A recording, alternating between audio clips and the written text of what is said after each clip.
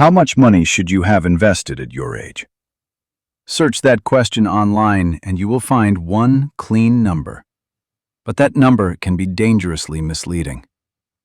A 30-year-old earning $40,000 does not need the same balance as a 30-year-old earning $140,000.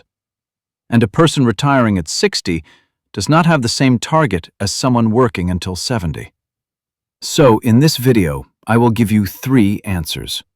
The planning benchmark, what real American workplace accounts currently look like, and the simple calculation that makes the number personal to you.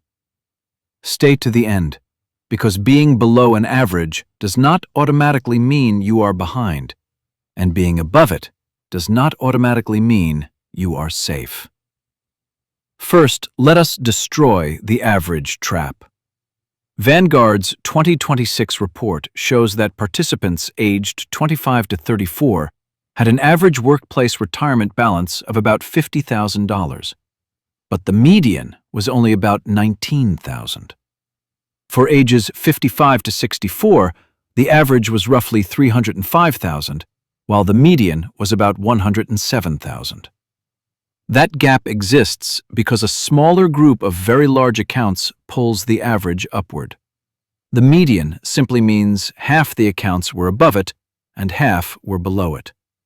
Neither number includes every IRA, old employer plan, pension, brokerage account, home, or debt a household may have. These are comparison points, not instructions. For a planning benchmark, Fidelity uses salary multiples. Its guideline is 1 times your current salary by age 30, 3 times by 40, 6 times by 50, 8 times by 60, and 10 times by 67.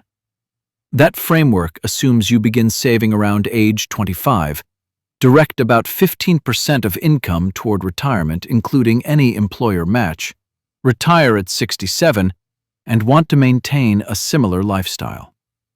Now, let us translate those multiples into dollar examples using current national earnings data, not because everyone earns the national median, but because it gives us one consistent reference. For workers aged 25 to 34, the latest Bureau of Labor Statistics median is about $60,000 per year. 1 times that salary gives an age 30 illustration of roughly $60,000 invested. For ages 35 to 44, median annual earnings are about $74,700. 3 times that gives an age 40 planning marker of roughly $224,000. For ages 45 to 54, the median is about $73,900. 6 times that is approximately $443,000 by age 50. And for ages 55 to 64, the median is about $71,100. 8 times that creates an age 60 marker near $569,000. At 10 times that reference salary, the age 67 illustration is about $711,000. Again, these are not universal commands. They are a national wage illustration of a specific retirement planning model. Now, let us make the milestones useful. In your 20s, the most important number is not your balance. It is your system. If your employer offers a match, capturing the full match usually deserves attention before chasing complicated investments. Then, build an emergency fund so a car repair does not force you to raid the investment account. A person investing $500 every month from age 25 has something more valuable than a flashy portfolio: time. Your 20s also have the highest tolerance for small mistakes and the lowest tolerance for permanent delay. A bad month will not ruin the plan. Waiting 10 years to start can do far more damage. In your 30s, life becomes expensive. Housing, children, childcare, career changes, and student loans compete with investing. This is where the 1 times salary marker at 30 begins climbing toward 3 times by 40. Do not respond by gambling for a faster return.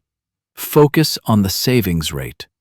If 15%, including the employer match, is not possible today, start with what is possible and raise it by 1 percentage point after each pay increase. Automating the increase matters because lifestyle inflation is extremely good at spending raises before your future gets a vote. In your 40s, compounding should be visible, but this is also the decade when a neglected plan becomes harder to ignore. The age 50 planning marker is 6 times salary, yet Fidelity's Q2 2026 data shows an observed average 401k balance of about $216,000 for ages 50 to 54. That is not a contradiction. One figure is an aspirational planning model. The other is a limited snapshot of real accounts. If the gap makes you uncomfortable, diagnose it before trying to fix it. Are old accounts missing from the comparison? Is the target salary unusually high? Are you planning to retire earlier? Or is the savings rate simply too low? The correct answer determines the correct response. In your 50s, the plan shifts from pure accumulation toward risk management. You still need growth, but you also need to understand when the money will be used. Retirement money needed in 2 years should not carry the same risk as money needed in 20 years. This is also when catch-up contributions become available. For 2026, the employee 401k contribution limit is $24,500.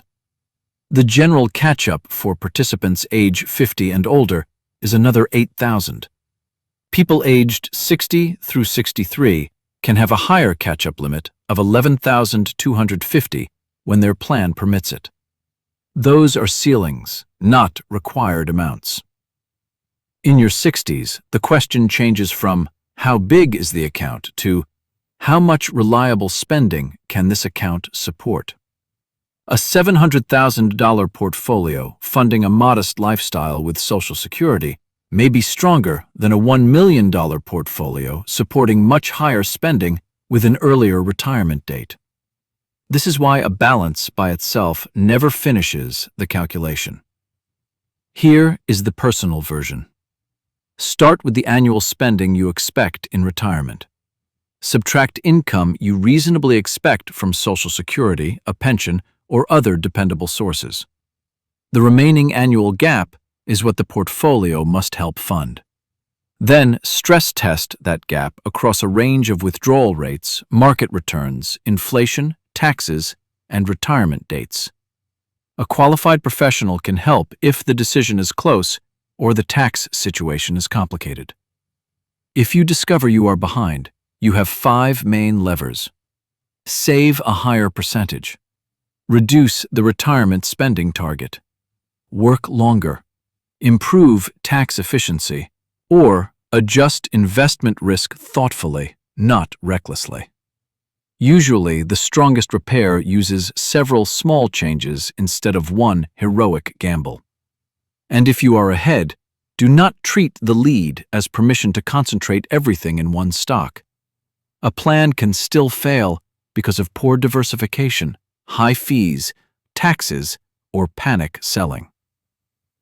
The final scorecard is simple.